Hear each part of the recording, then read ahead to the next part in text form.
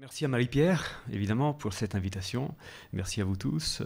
Et j'espère pouvoir contribuer à cette réflexion sur les lieux, sur le sens du lieu, sur le rapport au lieu, en vous parlant de jardin. Donc, effectivement, je suis historien des jardins et j'ai essayé de condenser, si je puis dire, je ne sais pas exactement le mot, mais mes réflexions ou mon expérience du jardin au bout de plusieurs années de travail dans les jardins historiques, mais pas seulement historiques, en particulier dans les Hauts-de-Seine. Donc c'est un parcours assez libre et pas très formel. Donc j'ai choisi 10 mots pour essayer de condenser l'ensemble de mes idées. Pas évidemment dans le but de parvenir à une définition, à une théorie quelconque du jardin, mais vraiment c'est plutôt une exploration. C'est ce que j'essaie de faire dans la revue Jardin que j'ai fondée, donc que je dirige depuis 5 ou 6 ans. Chaque fois, je demande à des jardiniers, paysagistes, architectes, philosophes, écrivains, artistes, de contribuer chacun à sa manière donc à explorer un thème défini. Donc le génie du lieu, le temps, par exemple. Et donc c'est un peu dans ce même sens que j'ai essayé d'écrire ce petit texte. Donc si je suis là, je pense que c'est parce que j'ai essayé de placer la question du jardin à l'intérieur d'une réflexion plus globale sur le lieu. Je me suis posé la question, en fait, je commençais vraiment comme historien des jardins pur et dur, donc à étudier, à essayer de comprendre l'histoire d'un lieu et du jardin. Et puis j'ai fini par me poser des questions d'ordre plus, je n'ose pas dire philosophique parce que je ne me considère pas vraiment comme philosophe, si ça veut dire quelque chose.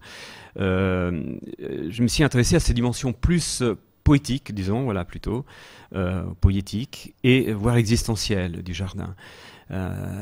Donc qu'est-ce qui définit le jardin en tant que lieu? Qu'est-ce qui le différencie pour nous, des autres lieux de nos vies? Enfin, on n'habite pas, bien sûr, un jardin comme on habite une chambre à coucher ou une maison, une rue, une ville. À quel besoin, à quelle exigence ou à quel désir chez nous le jardin correspond? Quel désir il vient essayer de répondre depuis toujours? Voilà, ça peut paraître une question un petit peu oiseuse à la limite, mais je pense que pour les pratiques du jardin, c'est important. C'est important déjà ça. Je dis ça, en général, c'est quelque chose que j'ai dit quand je parle à des jardiniers, à des gens qui s'occupent de jardin. Je pense que c'est des questions qu'il faut se poser en amont avant d'intervenir et de toucher, enfin savoir où on met les pieds. Dans quel genre de lieu justement, mais c'est une question qui est éminemment moderne en fait. C'est juste ça en fait que je voulais vous dire en introduction. Je me suis rendu compte il n'y a pas longtemps que on a beaucoup écrit de jardin et d'art des jardins depuis quelques siècles en fait, depuis la Renaissance, en Italie, en France au XVIIe siècle, puis en Angleterre. Mais en général, la littérature des jardins, dans l'histoire, c'est une littérature assez technique en fait. Comment on construit un jardin, comment on aménage, comment on l'entretient, comment on construit, comment on dessine, etc., etc. Et on sait, pour ce qui est du sens de ce lieu, on s'est limité très souvent à évoquer le paradis. Donc c'est l'image incontournable encore aujourd'hui. D'ailleurs, je n'ai pas réussi à échapper à ça quand on parle de jardin. On sait, par exemple, dans l'essai de Bacon au début du XVIIe siècle sur les jardins, la première phrase, c'est ça: Dieu Tout-Puissant planta un jardin en Éden. Donc le geste du jardinier ou du paysagiste, de l'architecte paysagiste qui conçoit un jardin, c'est évidemment un écho réduit, bien sûr, du geste premier avec lequel Dieu a créé un jardin de délices à partir de rien, enfin ex nihilo. Donc voilà, cette association jardin-paradis, c'est un peu la constante. Enfin, on s'est limité en général à ça. Et depuis quelques années, et c'est vraiment un fait nouveau dans l'histoire de l'art des jardins, on réfléchit au sens du lieu. Dans le sens le plus vaste possible, en fait, comme je le disais tout à l'heure. Pourquoi on fait des jardins en fait, en gros? Pourquoi depuis l'aube de l'humanité en fait? Dans plusieurs cultures, dans la plupart des cultures, pas toutes quand même, et à travers les siècles, les hommes ont fait des jardins.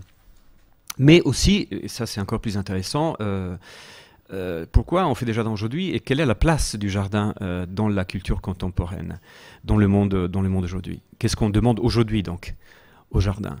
Et donc voilà, c'est autour de ça que j'ai essayé de réfléchir depuis quelques années, à la fois pour des questions pratiques en fait, parce que comme je le disais, je m'occupe de jardins en particulier historiques dans le département des Hauts-de-Seine.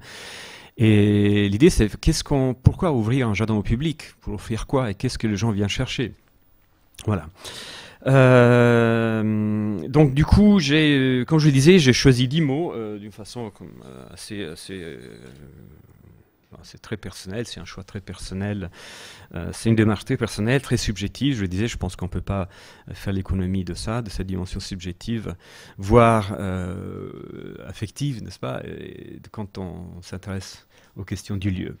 Et juste en guise d'introduction, je voulais vous présenter cette phrase d'un texte de l'artiste Giuseppe Pennone que j'ai eu la chance de publier dans le deuxième numéro de ma revue, sans commentaire. Je pense que c'est une bonne introduction dans le monde du jardin. C'est moi qui fais ça? Bon. Donc je vais commencer à lire, je suis désolé, je lis. Ça va s'arrêter? Bon, voilà. Ça fait comme un bruit de cigale dans la campagne. Voilà, Donc, chaque jour, autour de nous, des lieux disparaissent. Des recoins du monde créés par l'homme et par la nature, imprégnés d'un sens que l'on devine sans jamais le saisir, dotés d'un caractère, d'une voix presque, sont effacés.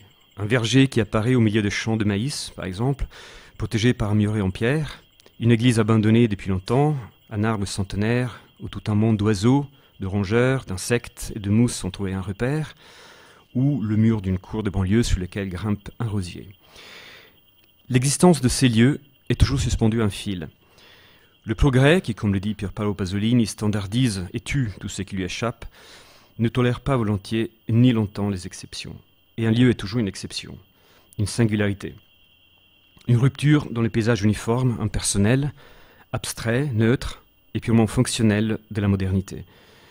Voilà pourquoi c'est toujours un miracle, à chaque fois que, souvent par hasard, nous tombons sur un de ces lieux auxquels l'ombre et l'oubli ont permis de survivre, souvent aux marges du monde globalisé.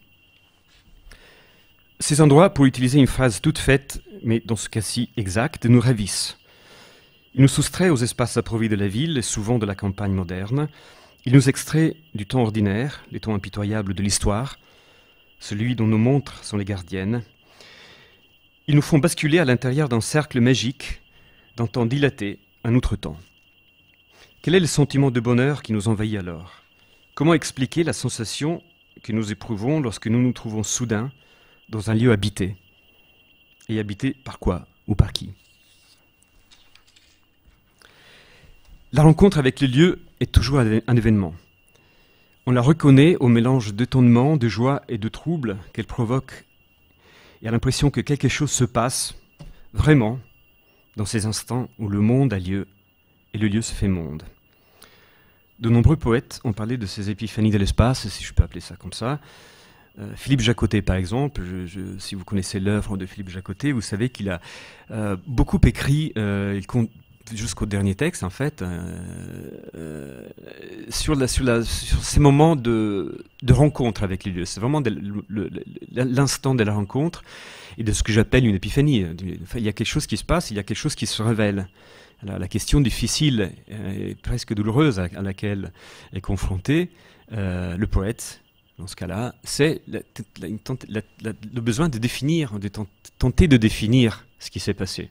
Donc c'est un peu comme Marie-Pierre avec sa collection et son installation. Tenter de définir ce qui se passe et quel est le contenu, s'il y a un contenu, si on peut appeler ça un contenu de la révélation. J'ai choisi juste parmi les nombreux passages dans lesquels Jacotet parle de ces rencontres, un poème de jeunesse en fait qu'il a écrit dans les années 1940 dans un jardin que j'aime beaucoup, c'est peut-être pour ça aussi que je l'ai choisi, qui s'appelle Nymphe, à côté du lieu où je suis né, au sud de Rome. C'est un jardin absolument merveilleux. Je ne sais pas si vous le connaissez. Pas très facile à visiter. Il est tout le temps fermé, en fait. C'est un village médiéval, de ruines médiévales, dans lesquelles, dans les années 1930, une famille aristocratique, la famille Caetani, a créé un jardin absolument débordant de rosiers, de fleurs. Il y a des collections végétales absolument somptueuses. Au milieu de ces endroits très solitaires, très chargés de mémoire, des vestiges, et qui était, ce village donc, qui avait été construit au Moyen Âge à l'endroit où il y avait un temple. Un temple est consacré aux nymphes. Bien sûr, pour les Romains, les sources d'eau étaient associées aux nymphes. Et là, il y avait une source d'eau très riche, très belle, merveilleuse. Et donc, le temple, le village abandonné et le jardin. Donc, et dans les années 1940, quand le jardin était encore relativement jeune, donc ça faisait pas longtemps qu'il avait été planté, Jacotet visite, pendant un voyage en Italie, oui, oui, oui.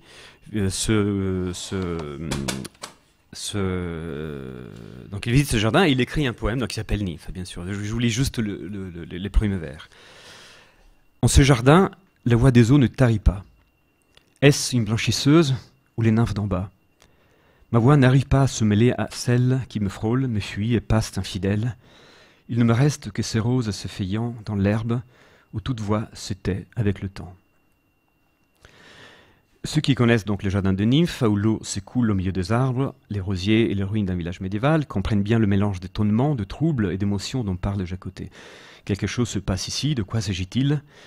Déjà à l'époque de Pline l'Ancien, lorsque là-bas, donc à Nymphe, il n'y avait qu'un temple dédié aux nymphes, comme je l'ai dit tout à l'heure, les voyageurs étaient victimes d'étranges et merveilleux mirages.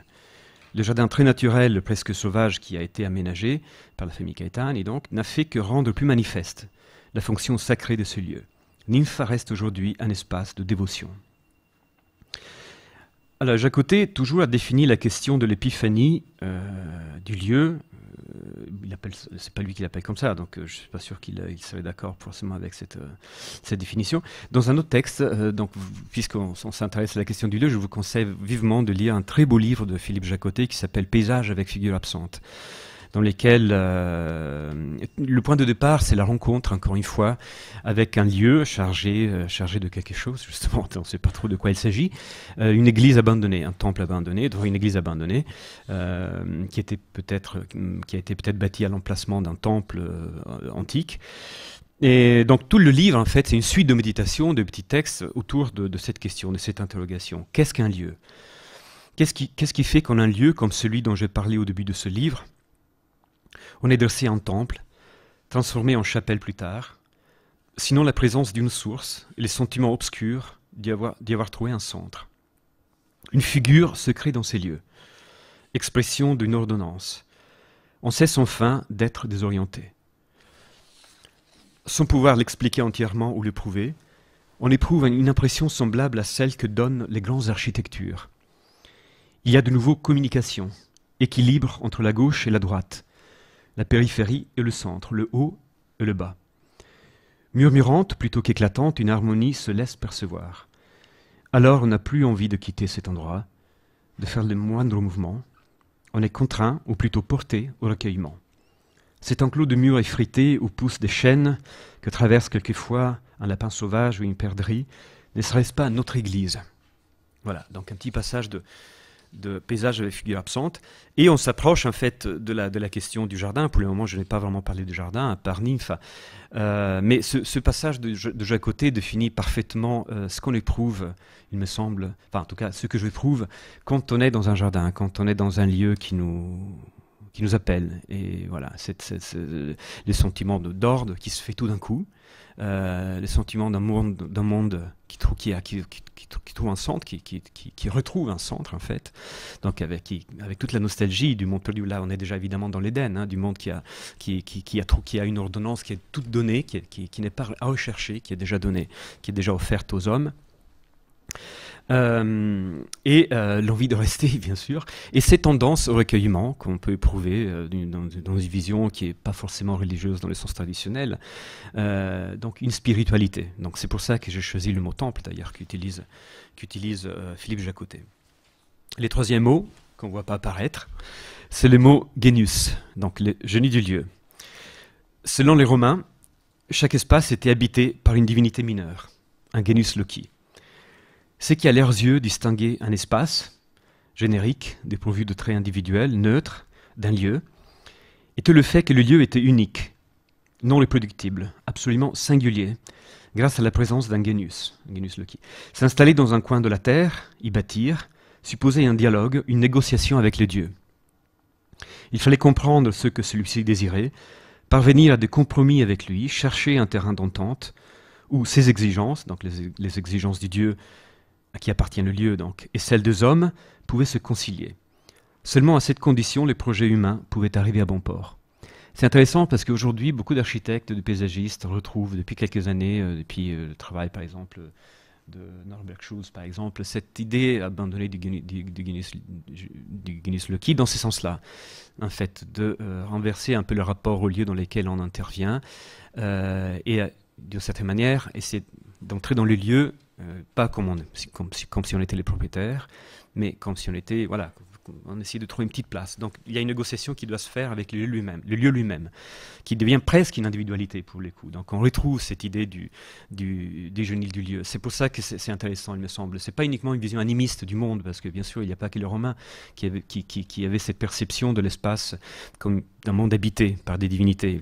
Enfin, ça s'en trouve dans la plupart, encore aujourd'hui, je sais pas, en Asie, dans ce qui reste de culture animiste, au Japon, les kami, etc. Mais c'est vraiment l'idée de l'individualité du lieu, de la singularité absolue du lieu qui est incarnée par une divinité mineure, une divinité quand même. Donc une altérité, mais une individualité encore plus qu'une altérité. Le plus important donc, pour les Romains était que la présence immanente des dieux, de l'invisible dans le visible, était la garantie de la stabilité même du monde des hommes. C'est parce qu'elle était sacrée que la terre était habitable. Pour les Romains, comme pour tous les peuples de l'Antiquité et pour les populations animistes qui survivent aujourd'hui en Amazonie, en Asie ou dans les déserts australiens par exemple, le danger les plus grands, le malheur qui menace depuis toujours les hommes, est d'habiter une terre abandonnée par les dieux et donc dépourvue de sens. Et c'est précisément ce qui s'est passé dans le monde occidental. Je fais aussi un peu référence bien sûr à Max Weber, à la question du désenchantement du monde désenchanté de la modernité. Et le mot suivant, c'est donc le mot poésie, ou encore plus poésis. Les nymphes nous ont donc abandonnés depuis longtemps. Ni pour elles, ni pour les autres divinités majeures ou mineures, il n'y a plus de place chez nous. Dialoguer avec l'invisible, le cueillir au cœur même du vivant, ce n'est plus qu'un jeu d'enfant ou à la rigueur de poète. Dans notre monde désacralisé, rationalisé, désenchanté donc, où les espaces de nos existences ne nous offrent plus, ou presque plus, la possibilité de nous orienter, nous avons perdu, pour citer un célèbre vers du poète allemand Hölderlin, la capacité d'habiter la terre en poète. Et que veut dire habiter en poète, sinon répondre de façon créative à la créativité de la vie, accepter le mystère de l'existence, non pas comme une limite à dépasser, mais comme une source de possibilités nouvelles, redécouvrir notre appartenance au monde, au visible et à l'invisible, respirer enfin avec la terre et dialoguer avec tout ce qui respire sur la terre. Selon l'exemple de saint François d'Assise, par exemple, ou du moins poète japonais Ryokan, est loué. Ayant perdu cette capacité, séparés du monde vivant dont nous ne comprenons plus la langue, déracinés, nomades solitaires de l'espace abstrait du monde du marché global, qu'en est-il de notre humanité ? Donc le mot suivant, c'est le mot physis. Donc je vais penser dans un premier temps au mot nature, qui est le mot le plus évident, pour s'approcher encore un peu plus du jardin. Alors je ne suis pas philosophe, je disais, mais il y a dans la dimension philosophique du mot physis, du mot grec physis pour désigner la nature, une nuance qui me semble très intéressante et qui la rend plus intéressante que le mot nature. Pour nous, la nature aujourd'hui, c'est tout ce qui n'est pas humain, en fait, en gros, tout ce qui est vivant n'est pas humain. C'est-à-dire les animaux, les plantes, etc., etc. Dans le mot physis, notamment dans la manière dont les philosophes présocratiques l'utilisaient, c'est Hölderlin en fait qui a expliqué ça évidemment beaucoup mieux que moi, d'une façon beaucoup plus articulée. Cette distinction n'a pas de sens. Le mot physis représente tout ce qui vit, tout ce qui pousse en fait, tout ce qui grandit. dans l'espace. Par exemple, l'image qui définit la physis, c'est celle d'une fleur qui naît, qui est en bouton, qui s'éclot, qui occupe un espace, qui crée un lieu, on pourrait même dire, qui grandit et qui dépérit et qui disparaît. Donc c'est vraiment l'idée de la croissance et et du mouvement, bien sûr. Et dans cette idée de la nature, donc de physis, donc la physis comprend tout ce qui grandit, donc ce qu'on appelle nous aujourd'hui nature, mais aussi les hommes, bien sûr, mais aussi les dieux. Donc l'invisible et le visible, le présent et le passé, l'intuition, le pressentiment, le rêve. Donc c'est évidemment une dimension, une acception, une vision de la nature qui me semble extrêmement riche et très éclairante et très importante pour nous aujourd'hui, et donc peut-être à redécouvrir. Donc on remarque la concomitance dans l'histoire de l'Occident de deux phénomènes, tous deux conséquences de la rationalisation de notre rapport au réel, d'une vision cartésienne qui oppose la conscience à une res extensa inhabitée, mesurable et quantifiable. Deux phénomènes, donc la perte du sens du lieu coïncide avec le détachement progressif des hommes de la nature. Déjà pour Jean-Jacques Rousseau au XVIIIe siècle, donc au début de la modernité, si on peut dire, retourner à la nature, retrouver le fil d'un dialogue interrompu, était devenu une nécessité pour l'homme. C'est au sein de la nature que le salut pour les humains redevient possible.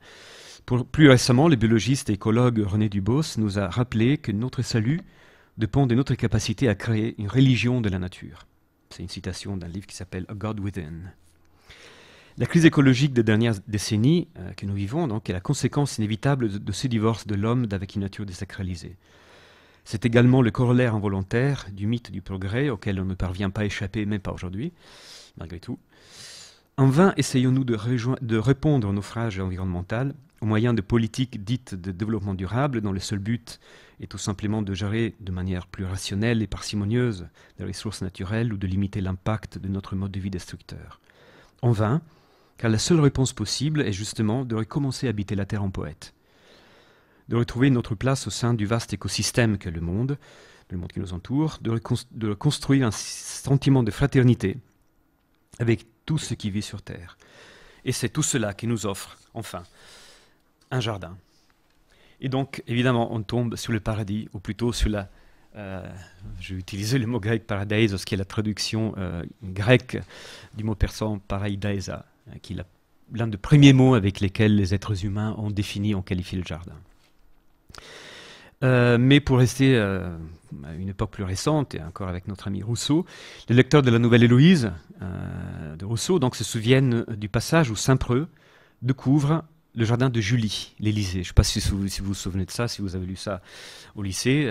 Saint-Preux rentre chez lui et donc chez sa bien-aimée, et il retrouve un endroit qui était un endroit assez ingrat, pierreux, sec, aride dans la campagne, dans lequel, entre-temps, Julie avait, d'une façon très astucieuse, fait venir de l'eau, il avait commencé à planter, il avait recréé, on dirait aujourd'hui un milieu humide en fait, une zone naturelle très riche, donc il y avait beaucoup de vie, un concentré de vie.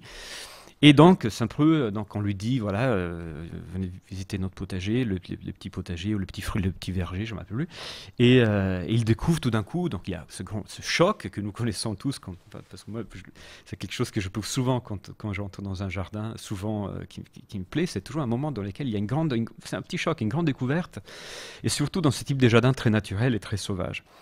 Et il dit, en entrant dans ce prétendu verger, je fus frappé d'une agréable sensation de fraîcheur, que d'obscurs ombrages, une verdure animée et vive, de fleurs éparses de tous côtés, un gazouillement d'eau courante et le chant de 1000 oiseaux portèrent à mon imagination du moins autant qu'à mes sens.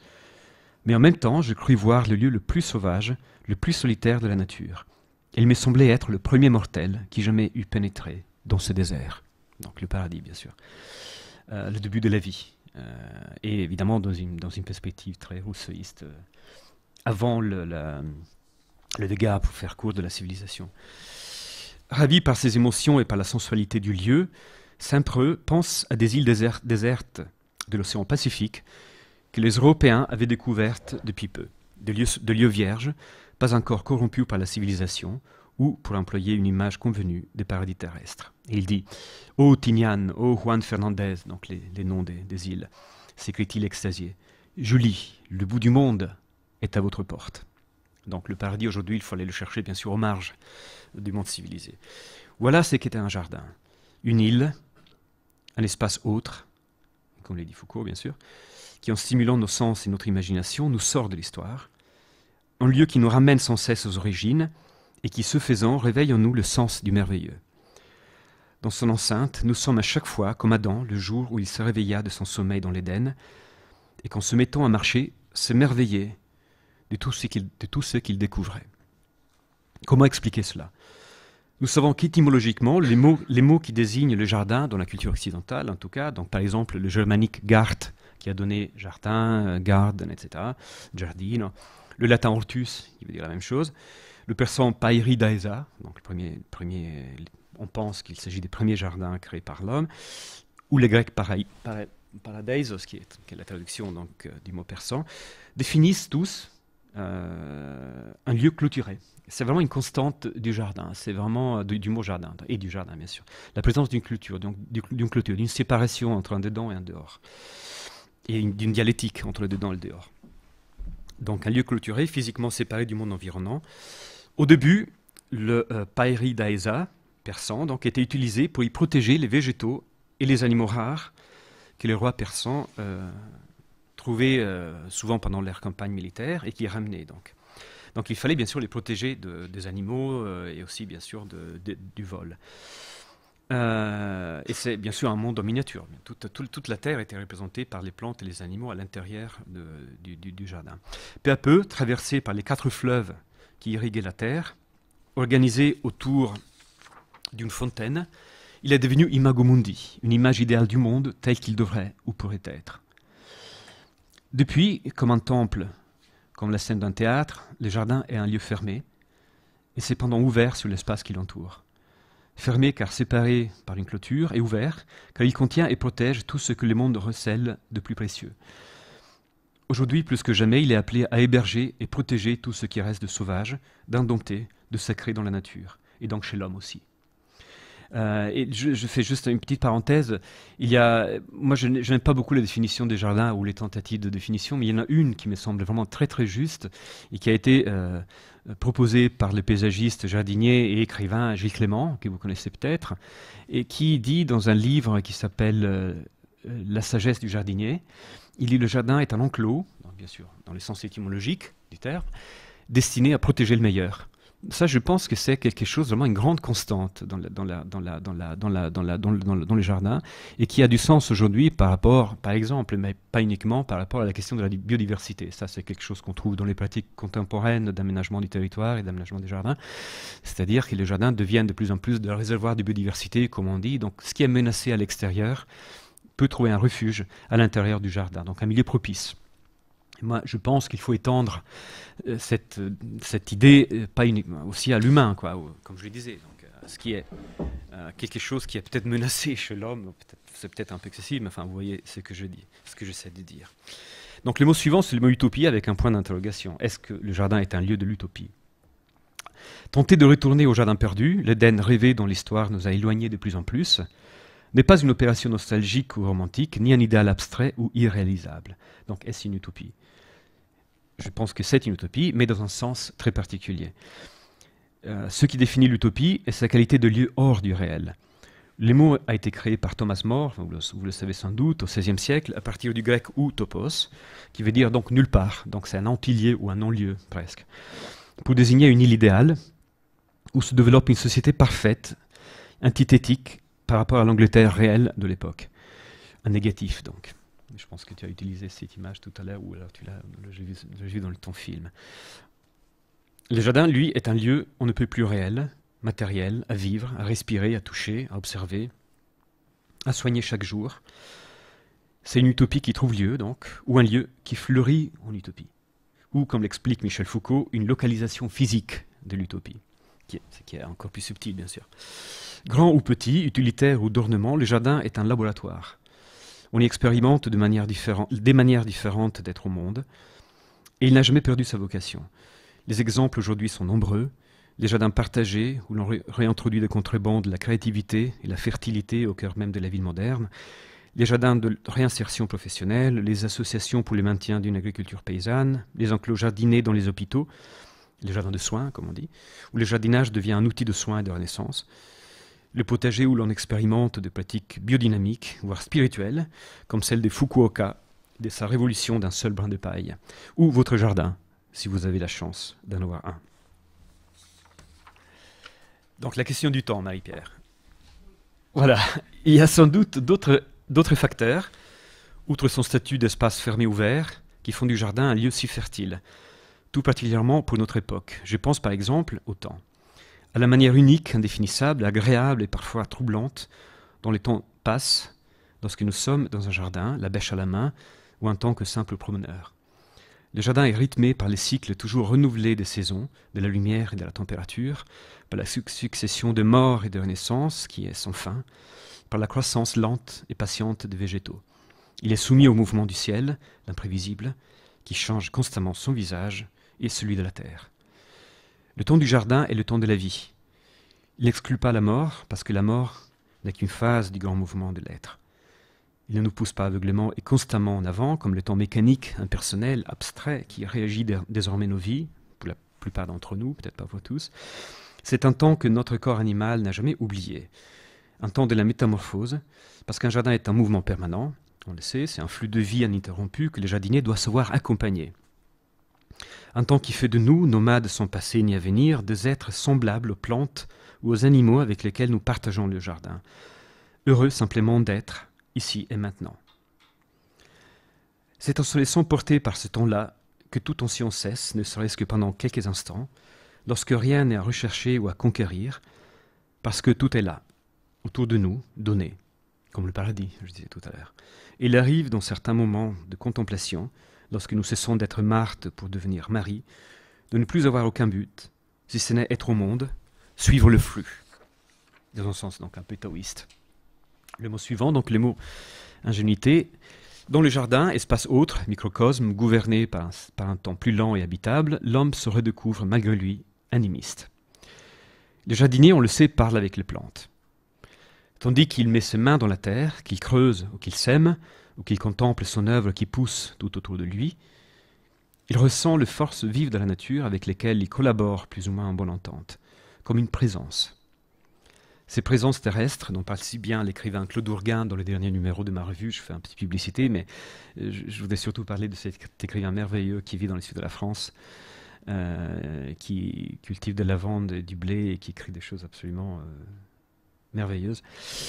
Son jardin, donc le jardin du jardinier, est toujours habité par Ingenus Loci, car c'est un lieu vivant et il le sait. Il n'a pas besoin de nommer le petit Dieu, qu'il soit là est plus que suffisant. Parfois, comme les hommes de l'Antiquité, il peste contre les dieux de la nature, les tenant pour responsables de l'excès ou de la rareté de pluie, d'une attaque de pucerons qui, comme un fléau, ont envahi son jardin, ou des incursions des chevreuils qui, telles des créatures maléfiques, viennent dévorer ses roses pendant la nuit. Mais au fond, il est reconnaissant aux dieux. Il n'ignore pas que ce sont eux qui assurent prospérité et, si possible, longue vie à son œuvre. Ainsi, le jardinier regarde les choses qui l'entourent avec cette naïveté que nous avons perdue depuis longtemps. Il expérimente à nouveau la nature comme une réalité magique. Il retrouve l'étonnement primitif face au phénomène, et son jardin peut devenir, de temps en temps en tout cas, Éden. Donc là, je m'autocite, je cite un petit livre que j'ai écrit il y a quelques années, Le Jardin perdu. Le jardinier travaille tous les jours avec l'invisible. La biologie moderne lui apprend les lois et les mécanismes du monde végétal. Elle lui explique comment les feuilles fabriquent de sucre en utilisant l'énergie lumineuse et pourquoi la graine est parfois enveloppée par la chair juteuse du fruit. Ce sont là, disent les scientifiques, quelques-uns de secrets que l'homme a réussi à arracher à la nature. Le jardinier, c'est une science évidemment très positiviste encore, mais c'est un texte qui était censé être écrit au XIXe siècle. Donc. Le jardinier sourit par-devers soi. Tout cela est fort intéressant, mais ce n'est pas tout. Au contraire, ce n'est presque rien. Car de rien en secret, il y en a, Dieu merci, toujours un autre. Pourquoi diable vouloir élucider les prodiges du monde végétal? Que serait la nature sans ce petit ou ce grand secret? Les jardiniers, lui, préfèrent cultiver le mystère de son lieu, et ils le protègent, comme on fait avec un trésor, modeste, mais très précieux. Un poète, il interroge passionnément le monde qui le contient et qui le dépasse infiniment. Il questionne cette force qu'il voit partout à l'œuvre autour de lui, dans l'éclosion de la plus petite de fleurs au milieu de l'herbe et dans la croissance puissante d'un séquoia. Tout est toujours nouveau. Et il s'émerveille devant chaque événement du jardin. Une nouvelle orchidée née d'une graine amenée par un oiseau, un nouveau rosier sauvage qui a grimpé dans un grand chêne à la manière d'une liane de la jungle, le feuillage de son tulipé de Virginie, grossissant à l'automne. Et ainsi de suite. Et le dernier mot, sur lequel je termine, le jardin est donc le lieu du retour, thème cher aux philosophes taoïstes.